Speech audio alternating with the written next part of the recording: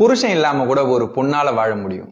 ஆனா பொண்டாட்டி இல்லாம ஒரு ஆணால ஒரு நாள் கூட வாழ முடியாது. சாரி மாத்தி சொல்லிட்டேன். பொண்டாட்டி இல்லாம கூட ஒரு ஆணால வாழ முடியும்.